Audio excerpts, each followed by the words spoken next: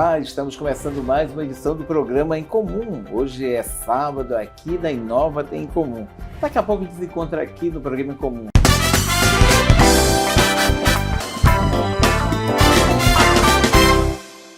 Manaus que cresce e todo dia muda. É trabalho da prefeitura. A prefeitura garantiu mais um reforço para a segurança de nossa cidade. A Guarda Municipal recebeu armamentos, uniformes e viaturas. Uma conquista inédita para a classe que estava desvalorizada e agora é referência para o Amazonas. Agora nós vamos ficar mais tranquilos com a presença da Guarda Municipal toda equipada.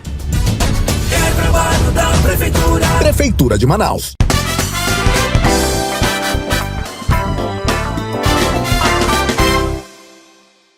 A Glacial está presente nas nossas vidas sempre com melhores sabores, sorvetes, paletas, picolés. As lojas estão abertas da Glacial com todas as seguranças.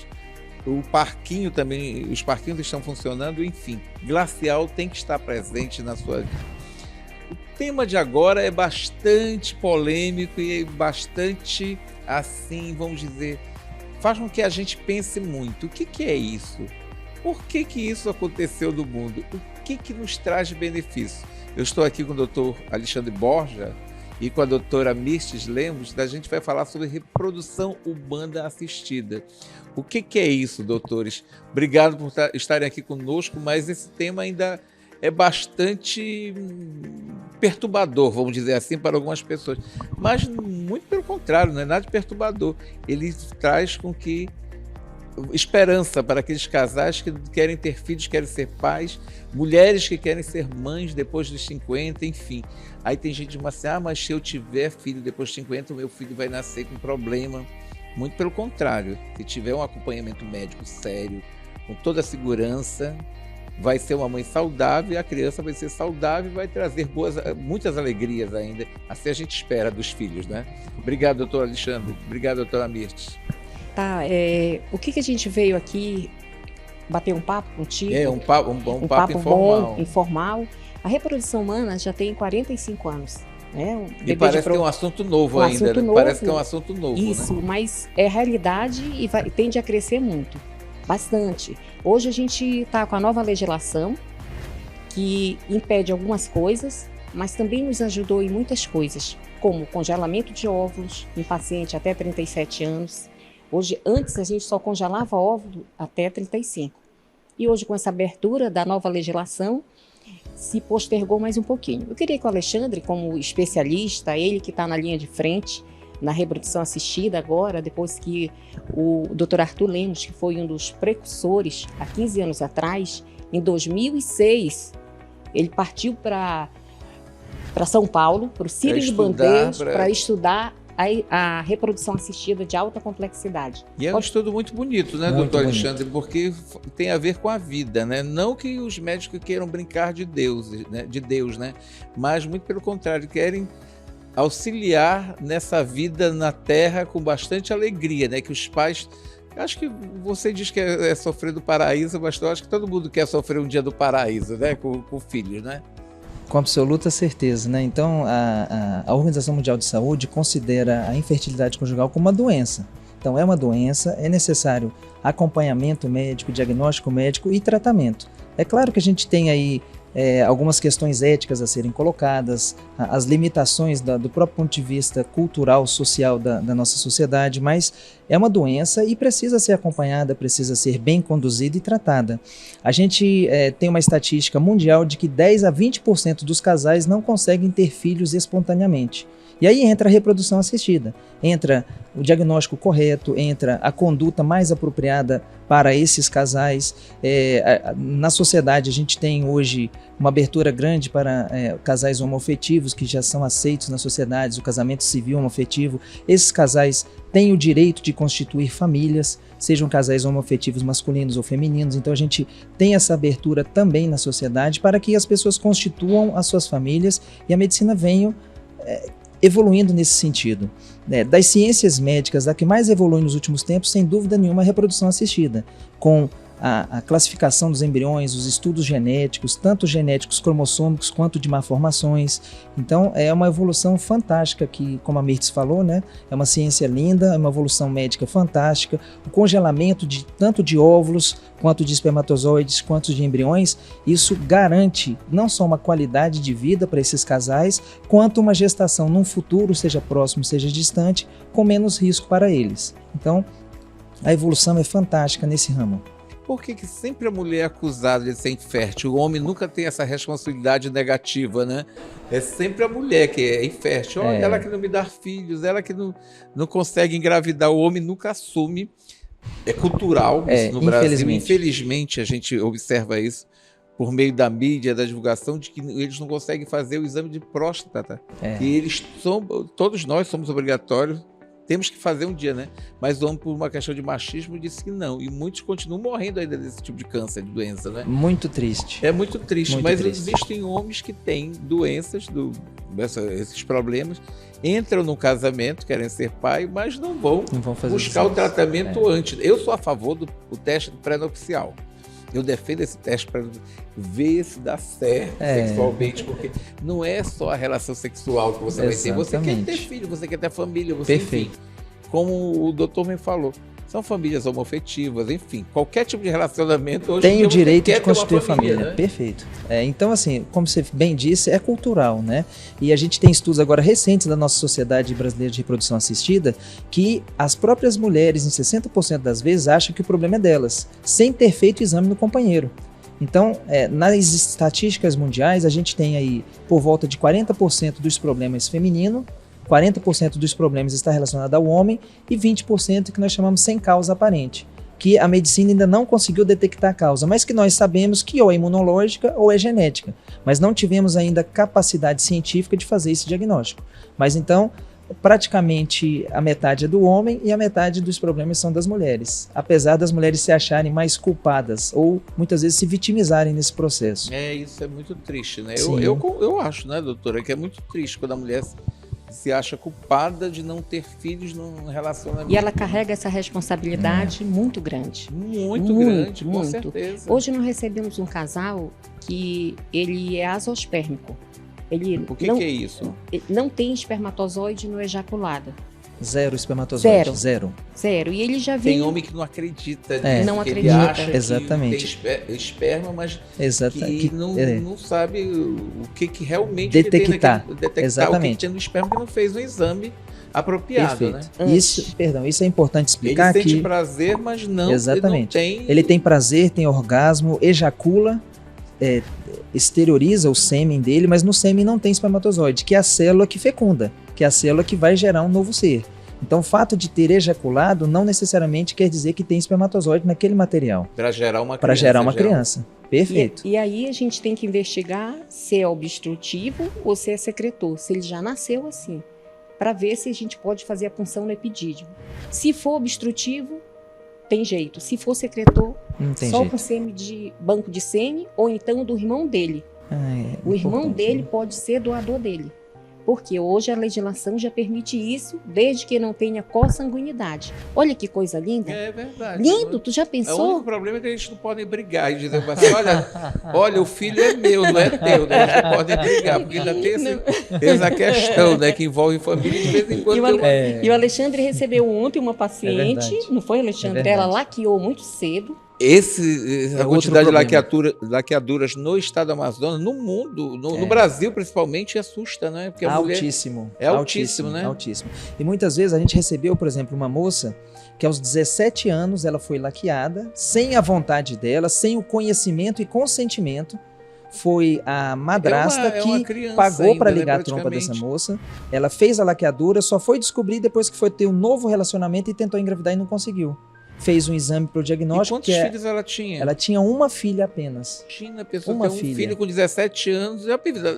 A vida sexual não acabou, né? E também a vontade de ter uma família também não acaba aí com o filho, né? Exatamente. Mas ela vai ter a família dela, né? Vai ter, nós vamos ajudá-la. A pessoa consegue, mesmo com todo esse tipo de cirurgia que é feita, A pessoa consegue engravidar, doutor? Consegue. A doutora Birch olha para o senhor e diz assim, responde, Alexandre.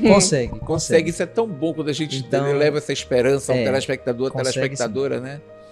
E é interessante. E a criança vai né? ser saudável? Perfeitamente saudável. É claro que dependendo da idade da mãe, a gente orienta a fazer um estudo genético nesse embrião antes de implantá-lo. Se essa mãe tem mais de 37 anos, o estudo genético ele é interessante do ponto de vista de reduzir os riscos dela ter um bebê com síndrome de Down ou com outra síndrome genética. Mas se ainda for uma mulher jovem, se ela ligou aos 17 e nos procura aos 30, as chances são muito grandes de uma gestação. Porque o que define o índice de sucesso do nosso tratamento é o tempo de infertilidade e a idade da mulher. Então, como você estava falando e nós estamos dizendo, a natureza, ela, e nós também, né, somos um pouco incisivos demais com a mulher, um pouco preconceituosos. A natureza, infelizmente, ela dá um tempo de vida útil, entre aspas, do ponto de vista reprodutivo pequeno para a mulher. Porque a mulher está no período fértil aí dos 15 até os 40, 45 anos e tendo a vida toda pela frente, mas infelizmente a fertilidade acaba. A mulher nasce com o número de óvulos e do momento que ela nasce, ela só vai perdendo, os óvulos não se refazem. Então, infelizmente, as mulheres têm que despertar para a maternidade o quanto antes. Caso ela não queira ser mãe jovem, ela tem essa opção da medicina reprodutiva de congelar os seus óvulos na idade que ela está, no momento que ela quer, e no futuro engravidar com aquela chance que ela tinha quando congelou os óvulos. Isso que é interessante. E a gente tem que estimular as mães, as mulheres que ainda têm uma longa carreira pela frente, né? Muitas não querem ser mães logo, cedo, por uma questão de responsabilidade da atividade que escolheu, né? Diz, não vou parar a minha vida agora para cuidar de uma criança, porque é uma responsabilidade também da família, né? Porque a gente ainda vê esse pensamento machista, a mãe carregando a criança para vacinar, no colégio, no sol quente. Eu sempre observo isso pelo meio da rua. Sempre tem uma mulher carregando uma criança, né? Eu digo, meu Deus, onde está o pai? Não é uma crítica, não, mas é uma observação, né? Não é uma observação, né? A mulher ainda tem imposto a isso, a responsabilidade de criar. Quando a criança faz algo de errado, olha, o teu filho está lhe fazendo mal criança. Ganhou um prêmio, olha, o nosso filho é inteligente, né? Ainda tem isso aí, não é, doutora? Não é? É verdade. O que o Alexandre colocou de congelamento de óvulo, isso é muito importante. Já, ele não quer ser mãe agora, mas já exatamente, congela na idade jovem e vai buscar o filho lá na frente, com a chance da idade que ela congelou os óvulos. Isso que é interessantíssimo. Então a mulher congela os óvulos até os 30 anos, tem a sua vida, tem o seu trabalho, cresce profissionalmente em termos de vista de cultural, de faculdade, de crescimento na própria carreira e vai buscar o filho com 35, 40 anos. Agora, doutor, uma curiosidade minha, ela pode congelar esses óvulos e ter o filho com o pai que ela quiser do futuro. Perfeito. Sim. Não é isso? Perfeito. O primeiro não der certo, o segundo deu certo, o terceiro amar o próximo, ela vai ter... Sua colocação inteligentíssima. Não é isso. Porque o óvulo é dela. Ela tem o pai que ela vai escolher. Quando pega o embrião, com certeza, Exatamente. o óvulo é dela, é meu o óvulo. Quando faz o embrião, já é dos dois. Mas o óvulo, ela pode ter foi muito boa a sua colocação. Não é? Com certeza. A gente, como o programa é um programa numa emissora aberta e uma emissora fechada também, a gente quer levar essa linguagem mais popular que está nos assistindo. A gente tem que colocar isso também na cabeça. Não quer ser mãe agora, guarda. Aí se não der certo com esse, tem um outro. Eu vou escolher o pai que eu quiser. Né? Eu vou escolher o pai. Eu vou querer o Alexandre, que ele é médico. Vou escolher o Alexandre, que ele é médico. Ele vai ser um bom pai. A gente tem que pensar assim também, não é? E tem banco de sêmen. Se não encontrei o cara ideal, vai no banco de sêmen.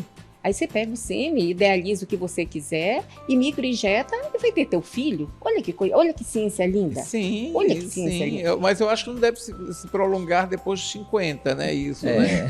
Aí depois de 50 fica mais complicado. A nossa legislação, ela permite até os 50 anos. Até 50 anos pode. A mulher pode gestar até os 50. Ela pode engravidar com 50 anos, 11 meses e 29 dias. Doutor, eu gostaria de passar a manhã toda, a tarde toda conversando com vocês. A gente vai ter oportunidade, depois de sair daqui, conversar muito. Eu queria deixar informações a respeito das redes sociais da clínica. Eu vou deixar aqui no ar, no nosso vídeo, rede social, Instagram, informações, perfeito. Porque as pessoas têm que ter consciência que é vida. É vida. E esse negócio de dizer, é muito caro, você não sabe nem o preço, a gente também não vai perguntar preço, porque aqui a gente não vem falar sobre preço. Mas é o teu futuro, é a tua vida, ainda escolher o pai. Não é do que... Se você não quiser ter o filho agora, você encontra o homem certo lá na frente. Tem uma frase da Vera Fischer que eu gosto muito. Enquanto não encontro o homem certo, vou me divertindo com os errados. Quem sabe você não encontra o homem certo para ser o pai do seu filho lá, com esses dois doutores que estão aqui para lhe ajudar. Vai lá, Alexandre, fala aí da clínica. Bom, quem tiver alguma dúvida, né, pode nos procurar lá na Clínica Fêmea Reprodução no Mundi. A gente tem Mundi, no né? Mundi, fica no Boulevard Mundi. A gente tem nossas redes sociais, Dr. Alexandre Borja Reprodução, pode ir lá... Estão postados sempre vídeos, né? Sempre a gente vai postando, podem fazer perguntas, o meu Instagram é aberto. Casal Fertilidade. Olha que maravilha, a gente quer que as pessoas fiquem férteis cada vez mais Com e que certeza. tenham vida, que vocês tragam muitas felicidades, muitos bebês, muitos homens futuros, muitos governantes, enfim. E eu queria te fazer uma colocação que não precisa sair para fora daqui. A mesma tecnologia que a gente tem, É verdade. fora a gente tem aqui. Nós temos um parceiro que tem um laboratório de excelência. Nós temos tudo aqui. Então não tem necessidade de ir para o sul, sudeste do país com uma dificuldade, que às vezes você congela lá, não engravida, tem que voltar para lá de novo para tentar outra vez. Então isso, eu acho que Manaus já tem um potencial para isso. E a gente sempre quer fortalecer isso no nosso programa, que Manaus, Amazonas é forte. E a gente tá aqui o Casal Fertilidade. Procure o Casal Fertilidade e tenha uma vida saudável, como uma criança saudável. Muito obrigado Perfeito. por A você gente estar que aqui agradece. conosco. A gente que agradece a você, né? E a gente está aberto para qualquer dúvida, qualquer pergunta depois. Eu gostei deles porque Casal Fertilidade, e você pode escolher o pai do Pode seu escolher o pai. filho lá no futuro. Até daqui a pouco.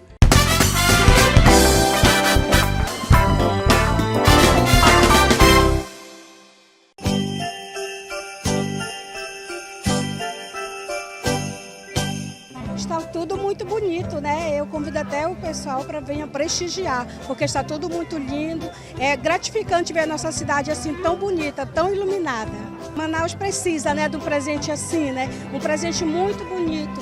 Venham todos participar. A prefeitura está de parabéns com esse presente. É um momento muito bom, esse período natalino que vai chegando. Hoje eu trouxe minha família, minha esposa, minhas 2 filhas, para a gente compartilhar um evento muito grande, muito bonito, e que seja isso, né? Um início de Natal maravilhoso, que todos possam compartilhar do verdadeiro símbolo que é o Natal, que é o nascimento de Jesus.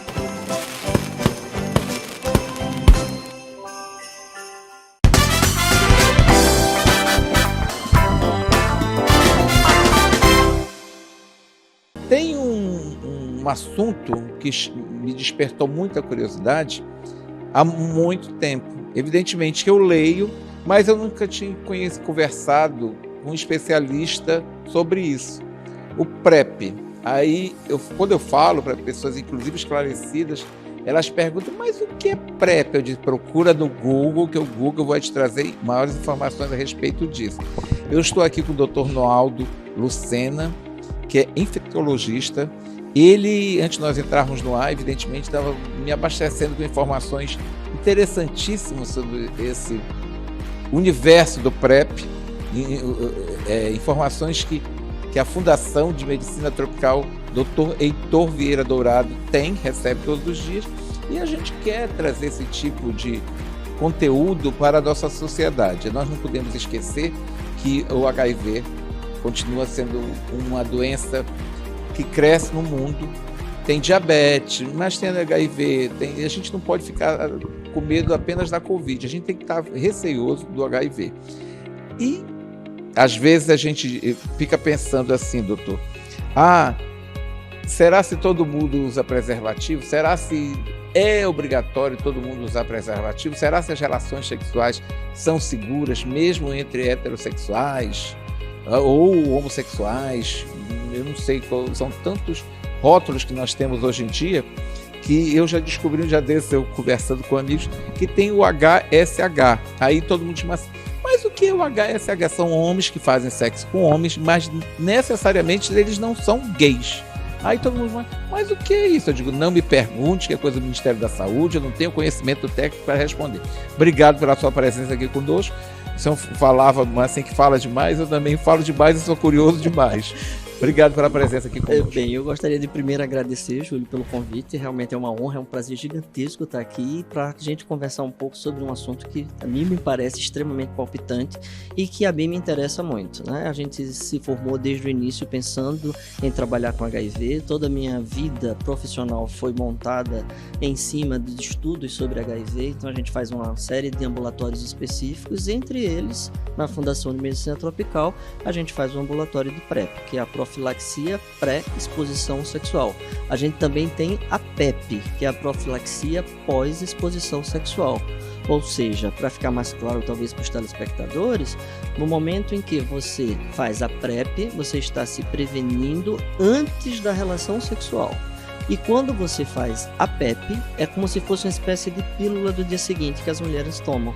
Ou seja, você tem uma relação sexual que a gente considera talvez uma relação sexual de risco, e nessa relação sexual de risco você deve procurar um local especializado, né? 24 horas a gente tem a Fundação de Medicina Tropical com um pronto-socorro, onde você pode procurar para fazer esta PEP, que é o uso de uma profilaxia pós-exposição. Lembrar que não é tratamento, né?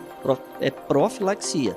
A gente faz isso por um mês e depois faz um acompanhamento para ver se de fato a pessoa não se contaminou não só com HIV, mas com outras doenças sexualmente transmissíveis, incluindo a hepatite B, que é de transmissão sexual, e a hepatite C, que eventualmente também pode ser transmissível. Olha, a gente já ficou assustado porque foram tantas informações que ele nos deu inicialmente e a gente sempre ouviu falar, eu como curioso, né, ouço falar sobre essa pílula que é usada no dia seguinte, né, que a pessoa usa no dia seguinte a relação sexual com mais segurança, né? Mas a PrEP ainda é uma curiosidade minha. Como é que a pessoa se inscreve nesse programa do PrEP? Só podem ser garotos e garotas de programa, pessoas que exercem profissão sexuais de risco. Então, eu também não sei quantos rótulos de profissões sexuais hoje em dia, né? Tem, né? Isso aí também é um mundo em movimento. A gente não sabe nem... Só o senhor que trabalha com isso realmente pode dar uma explicação. Como é que a pessoa é inscrita nesse programa? Na verdade, é extremamente simples. A pessoa baixa... A gente que complica. É simples, porque talvez a pessoa não tenha tido ainda acesso à informação.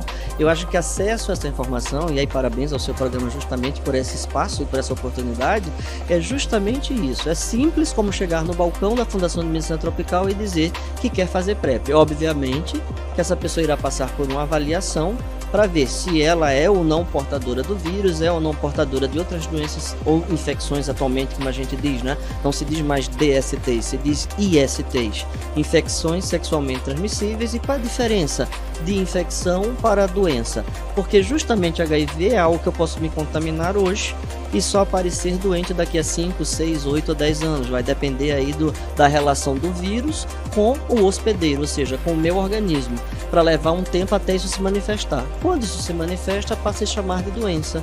E aí, muito sabiamente, foi trocado para IST, que são as infecções sexualmente transmissíveis. Como é que a pessoa se inscreve no programa, doutor? Ela vai no balcão? Ela vai no balcão, ela chega e diz que está interessada em fazer PrEP, é então encaminhada para o nosso ambulatório, onde ela passa por uma avaliação, seguida de uma avaliação, faz alguns exames e, se dependendo da história que ela contar e dependendo do resultado desses exames, ela irá para o PrEP ou para a PEP ou para o tratamento. É sigiloso esse tipo de inscrição, esse tipo de avaliação? Sim, porque verdade, a grande preocupação às vezes é das pessoas, de algumas pessoas, de iniciar um tratamento, de fazer exames, porque vai ter a sua vida exposta para a família, né? E tem muita gente que nós sabemos muito bem que vivem vidas duplas. Infelizmente, faz parte isso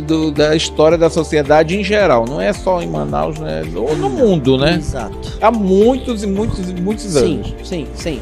Eu acho que a gente talvez até abordar um pouquinho essa história da vida dupla, de uma grande parte das pessoas. A gente sabe da pressão social contra papéis definidos, o que é masculino e o que é feminino, né? Então eu acho que a gente precisaria desmistificar primeiro essa coisa como um todo. Eu acho que as pessoas deveriam ser livres para amar o que elas sentissem da forma como elas sentissem, desde que este talvez seja o grande sinão, na verdade. O sinão não é social, nem sexual, nem o que se pensa, nem religioso. O grande sinão é epidemiológico. Se eu me relaciono com 100 pessoas num dia, isso é problema meu exclusivamente. Agora, como eu vou me relacionar com essas 100 pessoas, aí sim passa a ser um problema epidemiológico, um problema de saúde, para que eu não seja o agente transmissor de alguma coisa ou que me venha contaminar com alguma coisa. E o coletivo, né? Isso aí o pensamento do coletivo. Eu acho que a gente tem que lembrar que a liberdade individual de cada um vai até onde começa a liberdade do outro, correto? Eu acho que se a gente espera... Eu morei muito tempo fora, num local onde se dizia muito meu espaço ao meu redor. Ele tem uma palavra específica para isso, Júlio. Muito interessante. É assim, é o meu espaço ao meu redor. E eles têm um hábito muito interessante de falar da seguinte forma: você chega até aqui, mas não além disso. Eles dizem muito assim, hit meninte lengre. Significa textualmente em português isso. Você chega até aqui, daqui você não passa. E eles falam mit melanrum, que é meu espaço ao meu redor. Então eles respeitam muito essa coisa do individual de cada um. E a gente precisa aprender isso das culturas mais civilizadas do mundo, esse respeito pelo outro. Né? A orientação que não é opção sexual, eu acho que é importantíssimo a gente tocar nesse ponto.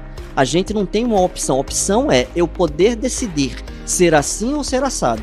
Eu posso decidir ser ladrão ou não ser ladrão. Mas existe no Nordeste de onde eu venho, por exemplo, um ditado que diz assim: prefiro meu filho ladrão e drogado do que ele gay. É uma mentalidade muito arcaica, né? Mas infelizmente absurdamente arcaica. Mas existe isso, Sim. né? Existe isso, né? E esse pensamento, infelizmente, ainda Sim. existe, né? Existem muitos trisais, muitos quadrilhos em Manaus, né? Quadrilhos em Manaus. Como é que é o mundo atualmente diante desse mundo atual, contemporâneo, né? A gente ri, mas é uma realidade. Eu ri porque eu ia fazer um trocadilho que também trocadilho, né? De quadrilho com quadrilha, que também tem. Quadrilha, né? Infelizmente é um assunto sério, mas a gente acaba... Mas a gente precisa tornar Dá as uma coisas leveza, da vida, né? Eu acho que a gente precisa tornar as coisas na vida um pouco mais leves. Porque você comunicar a alguém que ele é portador do vírus HIV ainda hoje tem uma carga emocional extremamente pesada. Você tem que fazer você tem que fazer o padre, o religioso, Isso. o psicólogo, o pai, a mãe, o irmão, o professor, enfim, daquele momento. O papel de que todos os outros deveriam estar fazendo e não fazem. Por exemplo, eu tenho uma história talvez dramática que valesse a pena a gente ser contada. Há mais ou menos uns 15 anos atrás, a gente já tem o quê? Quase 25 anos de fundação de medicina tropical. Apesar dos meus cabelos brancos, eu me formei muito cedo, mas a mim pouco me importa o que é que acham da minha aparência, tão pouco. Então, assim, eu tive um paciente que me marcou muito. Era um jovem de 17 anos, era uma promessa olímpica brasileira, não só amazônica, mas uma promessa olímpica, que aí, num dado momento, testa, dá positivo. No momento em que eu comunico para ele, então neste momento a gente ainda não tinha a equipe multi-interdisciplinar que a gente tem hoje na Fundação de Medicina Tropical, e o garoto disse: eu vou pular dessa janela, doutor, agora mesmo, porque eu não posso voltar para casa e contar duas coisas para minha família: que eu sou gay e que tô com HIV. O resultado dessa história foi extremamente dramático. Esse garoto não fez o tratamento, não contou em casa o que tinha, a doença então evoluiu, e ele abriu um quadro que é desastroso, chamado de neurotoxoplasmose, que nada mais é do que toxoplasmose dentro do cérebro. E aí ele ficou hemiplégico, que nada mais é do que ficar literalmente aleijado de um lado inteiro. Um cara que era uma promessa olímpica nossa, e por causa de preconceito familiar, social e de todo mundo, né? O preconceito social. Exato, né? Ele não pôde vir à tona, não pôde vir dizer qual era o seu problema, e aí a gente teve uma perda importante, muito importante talvez, do ponto de vista tanto psicológico, quanto social, quanto de promessa olímpica, e o que é mais importante, enquanto ser humano. Agora, doutor, o HIV na terceira idade ele tem avançado muito, né? Ele tem avançado muito. É até impressionante. Os jovens estão sendo mais responsáveis, né? Se a gente analisar muito as informações, os jovens estão assumindo essa responsabilidade, né? E na terceira idade ele tem avançado muito. É interessante a gente tocar nesse ponto, porque a gente tem observado que a longevidade aumentando no Brasil, como população em geral, as pessoas também têm levado uma liberalidade maior para as pessoas supostamente da terceira idade. A mim não me gosta muito de rótulos. Eu digo, porque a idade cronológica, na verdade, Júlio, está na cabeça. A idade fisiológica nem sempre necessariamente corresponde à idade cronológica. Às vezes eu posso ser mais jovem e parecer mais velho, às vezes eu posso ser mais velho e parecer mais jovem. Isso vai depender da qualidade de vida que eu crio para mim mesmo. Né? Se eu bebo muito, se eu farreio muito, se eu me drogo muito, é óbvio que isso depois cobra um preço. E aí a gente tem que estar o tempo todo avaliando. Acho que nós temos a obrigação moral, ética, pessoal, de avaliar até onde a gente está disposto a ir para pagar por um determinado tipo de prazer de vida. Eu acho que é por aí. O PrEP é seguro? Nada em medicina é 100% seguro, mas uma excelente pergunta. É isso aí. Na que verdade, a gente começou a falar em PrEP, aí depois foi evoluindo, foi virando assim uma grande sala de visitas, a gente a gente foi falando de outras coisas, mas o PrEP é seguro ou não? Bastante seguro, mas nada em medicina é 100% seguro. Tanto é que a gente fala, os trabalhos mostram uma segurança entre 75% e 95%, 96%. Ou seja, é algo que deve ser utilizado quando você pensa em populações. Do ponto de vista epidemiológico, é extremamente efetivo. Mas lembra que 3 ou 4%, se você for para o trabalho que diz que é 95%, 97% efetivo, a gente está falando de 3 ou 4% de uma população que não vai funcionar tão bem. Então, se eu passo a ser esta população, fui eu que me contaminei. Então, acho que é importante se pensar dessa forma. E uma outra coisa é, quando se fala de PrEP, se fala dela embutida numa coisa que a gente chama de mandala, numa mandala de prevenção. Ou seja, tem várias coisas que podem ser feitas. O uso de camisinha é uma delas, o uso de PrEP é outra, o uso de PEP é outra.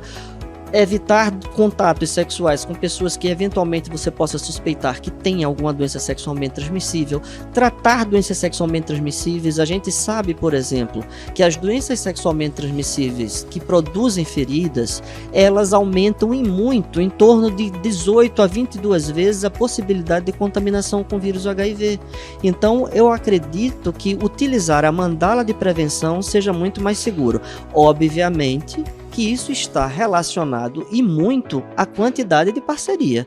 Uma coisa, eu brinco muito quando eu faço esse exemplo nas minhas palestras, uma coisa é eu atravessar a Avenida Paulista uma vez, e não olhar para um lado e não olhar para o outro. A probabilidade de eu ser atropelado é grande, mas se eu começar a ir para lá e para cá, eu vou ser atropelado com certeza. Doutor Noaldo, muito obrigado pela sua presença aqui conosco. Nós tínhamos várias outras perguntas, infelizmente a produção está dizendo que nós estouramos o tempo, mas eu tenho muita curiosidade. Nós vamos conversar fora do ar depois. Muito obrigado pela sua presença aqui. Eu é que agradeço imensamente, me coloco à mais inteira e absoluta disposição para retornar. Tem o site da Fundação, né? Tem o site da Fundação. O seu canal também tem tem o meu Instagram, se eu puder dizer aqui no ar agora, sim, a gente lógico. pode dizer. @Dr. Noaldo Lucena. A gente está atendendo na Clínica Biomedicinal, também ali na Joaquim Nabuco, na esquina da 10 de julho com a Joaquim Nabuco. Se alguém precisar, se alguém quiser, eu acho que é interessante talvez a gente fazer essa última colocação. O PrEP, inclusive, hoje já pode ser prescrito em nível ambulatorial, ou seja, para aquela pessoa que não quer se expor num serviço público, ele pode fazer essa prescrição num ambiente mais privado, tá? Isso é muito boa informação. Obrigado, doutor. Eu é que agradeço. Muito obrigado. Até daqui a pouco. Tem programa em comum ainda aqui. Até daqui a pouco.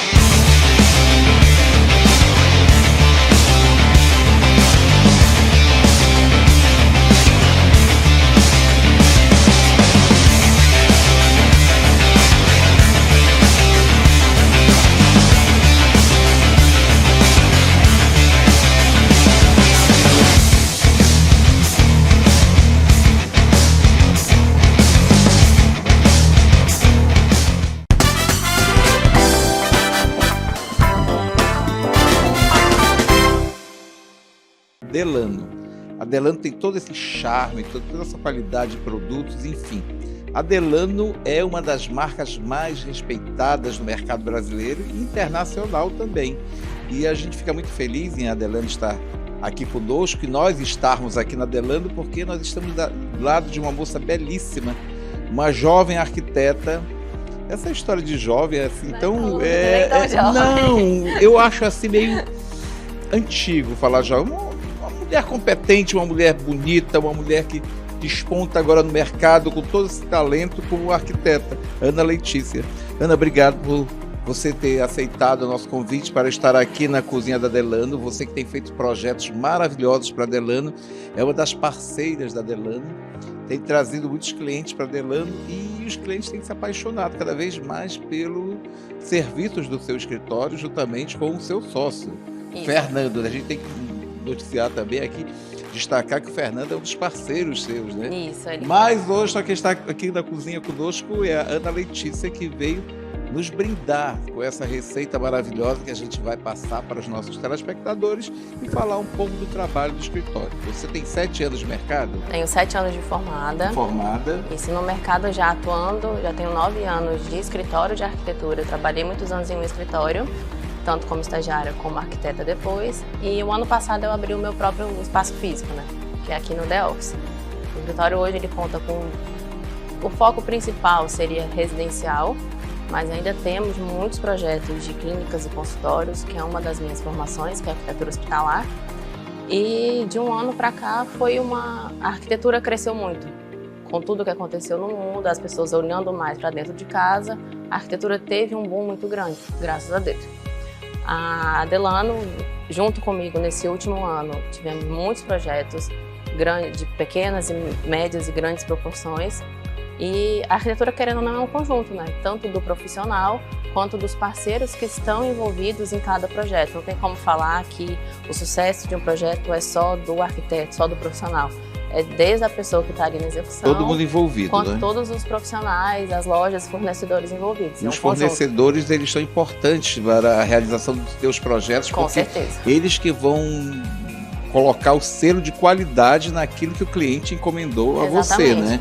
Porque se não tiver um bom fornecedor, se não tiver um bom parceiro para que você execute seu projeto, o cliente evidentemente não vai ficar satisfeito com o atraso de uma obra, com o atraso daquele sonho que ele tem hoje em dia em relação a uma casa, um apartamento, a um quarto de bebê, enfim, tudo hoje em dia a gente vive à base de sonhos, né? Esses sonhos são realizados pela Ana Letícia e a sua equipe Delano, enfim, todos unidos por um objetivo só, mostrar o melhor para o cliente. E o que mais as pessoas gostam atualmente? Quarto, cozinha, varanda. Eu sou apaixonado por varanda. Se eu pudesse, eu teria uma varanda gourmet, mas como eu não tenho espaço no apartamento, apesar de ter o local da varanda gourmet, eu optei por não fazer a varanda gourmet. Mas eu acho o máximo quem tem varanda gourmet, porque eu não sei cozinhar, então... Quem sabe cozinhar e gosta de receber amigos, a varanda gourmet é uma das indicadas, né? Mas hoje em dia eu acho que é um conjunto, tudo que a gente precisa, né? É o que a gente está vendo mudando muito esse conceito de dentro de casa, que antes a cozinha era a área principal da casa e a varanda, a área de lazer seria um acesso secundário. Hoje em dia, a área de lazer, a varanda gourmet, ela está se tornando a prioridade dentro da casa e as cozinhas são cozinhas de apoio, onde o principal, quando tem reuniões, todo o acesso, está sendo usado na varanda gourmet. Então, hoje, grandes apartamentos que a gente tem ainda entrega separado, sala, varanda gourmet e cozinha, a gente já tem feito toda essa integração para ficar um ambiente só, para não ter tanto essa separação dos espaços e ter um espaço mais integrado, mais fluido.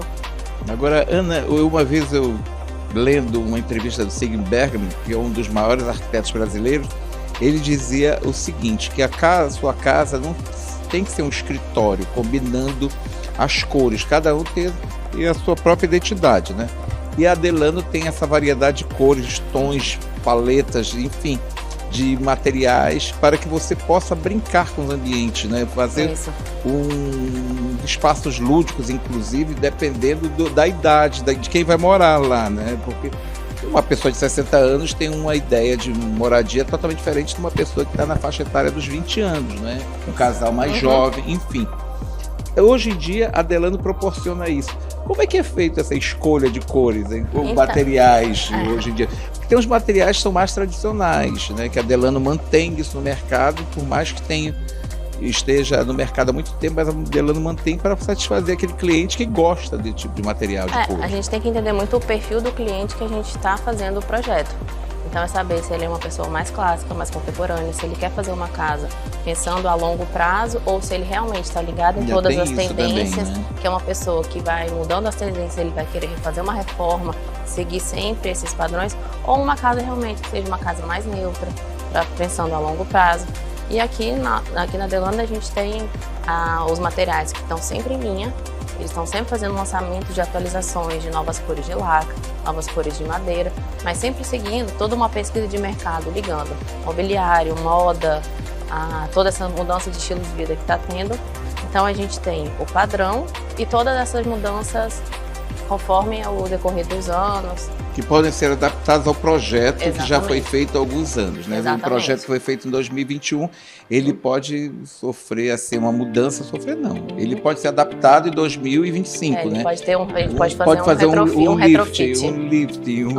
No projeto, mudar alguma coisa na e ele arquitetura a gente chama de retrofit de projeto. Retrofit, eu estou aprendendo essa palavra agora. A gente aproveita a base, dá alguma mudança assim, na cor de um estofado, na cor de uma parede, uma atualização no puxador do armário. São coisas que a gente pode fazer para dar uma nova cara, mas sem mudar totalmente a estrutura. E a gente tem que saber também que a qualidade Delano, as pessoas às vezes que pensam que é caro, muito pelo contrário. São materiais de qualidade, são usados naquele projeto que podem passar por adaptações no futuro e a qualidade se mantém alto padrão. Isso, o que a gente sempre recomenda para um cliente é que assim, querendo o caro ou barato é relativo se pensar a longo prazo. Com certeza. A loja ela te oferece uma assistência desde o início, a pessoa que chega aqui para fazer um projeto até o pós-venda, a pós-instalação. Tem uma assistência vitalícia, uma assistência, mas uma garantia de 5 anos. Então são itens que o cliente ele vai ter uma segurança do que ele está comprando. O que ele está comprando vai ter realmente sido entregue e toda uma segurança de uma empresa muito grande por trás. Não só a Delano Manaus, mas como todo o grupo Unicasa. Ana Letícia, você gosta de cozinhar? Você gosta de cozinha?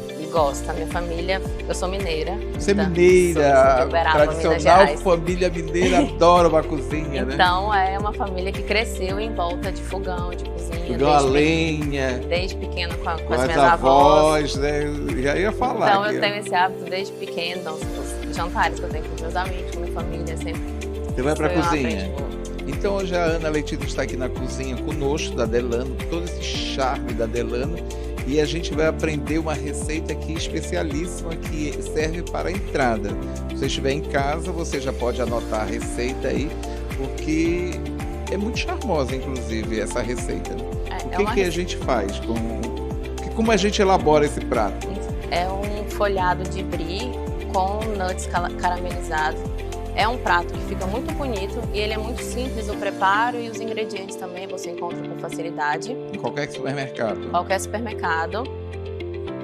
Aqui eu vou precisar de 100 gramas de todas as castanhas. Então eu tenho 100 gramas de avelã, 100 gramas de castanha do Pará, 100 gramas de nozes, 100 gramas de castanha de caju, 250 ml de mel e manteiga derretida para finalizar. Eu vou pegar todos esses itens e vai misturar. Vou levar ao fogo. Brando. Isso. Tem que ter cuidado também com esse fogo, né? Ele é bem nutritivo, né? Esse prato, né? Só nessa parte, né? Aí aqui a gente já começa. Aí já quando o mel entra, aí já começa. O mel entra. Aí já começa. Já começa a mudar. A intenção aqui é só mesmo caramelizar. Ela não precisa deixar o caramelo tão grosso assim, porque ele vai ser jogado em cima do folhado. Então aqui a gente só mexe, deixa em fogo baixo, só um tempo, que aqui a gente já vem para o preparo do massa. folhado em si. O cheiro é maravilhoso. Para ficar mais em evidência. Muito bom mesmo. Aqui eu tenho 2 folhas da massa filó. A massa filó você já compra? Já compra ela pronta. Pronta. Ela já compra assim em lâminas. Então aqui a gente tem 2 folhas. E esse queijo brie, ele já é vendido nesse tamanho. Aí ele vai direto. Aí ele vai direto na massa. A gente tem a opção também, quando for jantares que sejam com mais pessoas, de fazer o brie maior e a massa folhada maior. Essa opção é a massa reduzida com o brie reduzido. Essa porção dá para quantas pessoas? Essa daqui dá para 2 pessoas ou uma individual. Então aqui a gente vem muito da fome, né? Da vontade. Exatamente. Da pessoa, né? Então aqui a gente só vem... Matheus ia ser só para ele. Aqui a gente vem fazendo essa trouxinha. Ainda tem que saber fazer charmosamente a trouxinha, isso, né? Que ela não pode tem que ficar ser arquiteta nisso também. Arquiteta também, né? Tem que saber também montar a trouxinha, não é de qualquer maneira, não. Aí aqui a gente pega a manteiga derretida. A manteiga já está derretida. Já manteiga sem sal derretida. E pode passa. Manteiga sem sal, uma dica aí que a gente tem que... Não adianta você querer colocar manteiga com sal. E tem que ser manteiga mesmo. Isso. Margarina, não, é manteiga mesmo. Olha, Ana Letícia, até que me arriscaria fazer esse prato, mas se tivesse tudo pronto, eu só ia... Mas ele é super simples. O problema é o charme que tem que dar nele, né? Então tem que ser as mãos de um arquiteto, de uma arquiteta. Pra fazer todo um charme especial. Aí aqui é só levar ao forno por 10 minutos. A gente vai colocar no forno. Forno a 180 graus. Ele tem que ser pré-aquecido, né? Isso, já deixa ele pré-aquecido em 180. Ele vai ficar 10 minutinhos. O cheiro é muito bom. Aqui o caramelo já tá pronto. Isso engorda muito, hein? Alimenta a alma, né? A gente esquece. É verdade, a gente esquece. Também não precisa comer todo dia, né? Exatamente. A gente tem que saber que tem... Mas o mineiro não tem essa preocupação. O mineiro come muito bem, né? A gastronomia mineira é uma das melhores. Só que é uma gastronomia, né, bem pesada. Então muito, tem que saber equilibrar. Leitãozinho, pururuca. Se o mineiro não gostar daquilo, ele não é mineiro. É verdade, ele tem que gostar daquele leitãozinho a pururuca, não é? Aquele torresminho, tudo é cara de mineiro, aqueles fogões a lenha. Aqui já tá bom. Já tá pronto. É só mesmo para caramelizar todas as castanhas. E agora a gente vai montar. A gente vai montar o prato, né? Já tem um prato ali. Eu já pensei que era esse aqui que a gente ia usar. E a gente continua aqui na nossa cozinha da Delano com todo o charme. Você que está querendo ter uma cozinha igual a essa, você tem que procurar a Delano, porque os projetos são fantásticos. E para todos os bolsos, para todos os espaços, enfim. É a dica que nós temos para hoje. O nosso já saiu do forno. Não esqueça que o forno tem que ser pré-aquecido a 180 graus. Isso. E a gente vai colocar agora o complemento nele. Um outro toque que eu gosto de dar depois que ele sai do forno é de mais passar manteiga. Mais manteiga. Manteiga engorda ou não engorda? Tudo em exagero engorda, né? É verdade. Tudo em exagero engorda. Tudo em exagero. Tudo em exagero engorda, mas agora os médicos dizem que a manteiga é melhor que margarina, né? Ai, mas isso é. Isso é melhor que margarina? Um pão com manteiga tem o seu valor, né? Principalmente quando ele saiu assim do forno, feito na fazenda, que os mineiros amam também, né? Aí aqui só jogar por cima. Deixa eu pegar uma colher menor. Não temos uma colher. Já conseguiu a colher aí? A gente tem que procurar aqui, às vezes. A organização da Delano é perfeita, né? A gente já sabe onde encontrar tudo, né? Sabe o que me lembra isso? Não é da sua época, mas é da minha. É um quebra-queixo, que eu não sei se vocês têm em Minas, mas a gente adorava quebra-queixo na época. Eu tenho 58 anos, então a gente comia um quebra-queijo. Quebra-queixos, acho que seria o meu pé de moleque. É, o pé de moleque de que você. É só de praticamente amendoim, praticamente parecido ali. Um quebra-queixo. A gente comia na porta do colégio. O Matheus lembra, apesar de ser novinho, ele lembra. E é aqui isso. O nosso prato já está pronto, né? Já está pronto. A nossa receita de hoje, para você, telespectador que está nos assistindo, é este prato maravilhoso que é um brie folhado com a massa filó e castanhas caramelizadas. Olha, você que está em casa hoje assistindo, você pode fazer para o seu marido, seu namorado, enfim. Para quem você quiser. É uma dica que a gente tem no programa de hoje. O que mais o teu escritório oferece em parceria com a Delano? O que mais nós podemos buscar no teu escritório, no parceria com a Delano? Porque essa parceria é tão forte, a Delano e você, e escritório, enfim. Tem muita coisa que a gente tem que conhecer no teu escritório, né? O que eu sempre falo, essa parceria entre a Delano e o meu escritório, ela virou quase um laço familiar. Um casamento, de fidelidade, não é? Então é um casamento. Para ele funcionar tem que ter parceria, tem que ter todo o acompanhamento. E a segurança que eu consigo passar para os meus clientes é a segurança que eu tenho pela loja. Então, todo projeto a gente tem problemas, tem complexidades que são normais em qualquer itens, principalmente de obra, que são itens que dependem de bastante coisa. E durante a pandemia foi difícil, né? Mas a Delano cumpriu todos os prazos, né? Exatamente. Isso é muito importante a gente deixar destacado. E o principal é o saber solucionar, é poder passar para o cliente uma tranquilidade que a gente pode ter tido um probleminha, mas vai ser solucionado, vai ser resolvido. Essa segurança e essa certeza é o que eu tento passar para os meus clientes e o que eles buscam na hora de contratar a loja. Né? A tua lista de clientes é mais gente jovem, gente mais adulta? Porque a gente não pode dizer assim que uma pessoa da minha idade está velha, está chegando lá, já está descendo a ladeira. Mas quem mais procura o teu escritório? Então, tem perfil definido? Eu tenho um perfil no escritório que ele é bem específico, que a gente ainda são pessoas mais novas que estão no primeiro apartamento. E o primeiro apartamento é um grande sonho, né? Que você realiza, né? Exatamente. Então a gente tem que lidar com toda a expectativa que o cliente tem em cima daquilo, porque é o primeiro passo que ele vai dar no momento de sair de casa. E casais também que estão no primeiro apartamento, que realmente estão formando uma família, o primeiro apartamento, então tem todo um sonho, toda uma expectativa. Ana Letícia, muito obrigado por estar conosco aqui na cozinha da Delano hoje. Eu que agradeço o convite. Trazendo esse prato maravilhoso, como toda boa mineira, toda descendente de mineiro, sempre sabendo cozinhar. Eu amo os mineiros, eu amo Minas. É pena que eu não possa morar lá em Minas, mas eu gosto muito de Manaus, evidentemente, né? Eu gosto muito do Amazonas. Mas Minas é um dos estados que mais nos atrai no Brasil, né? Um dos estados que a gastronomia excelente, não é? Eu passear pela gastronomia de Minas é engordar bastante. Exatamente. E sair satisfeito, bastante satisfeito.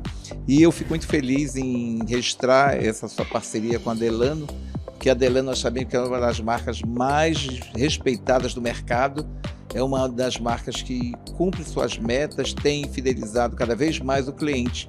E isso é muito importante. Durante a pandemia, forte pandemia realmente, ficou difícil, mas a Delano conseguiu equilibrar essa união entre o cliente e o seu produto, a sua fabricação e o que ele oferecia ao cliente. Em termos de números, o ano passado, que a gente teve todo esse ano de mudanças, foi o número que eu e a Delano fechamos mais projetos.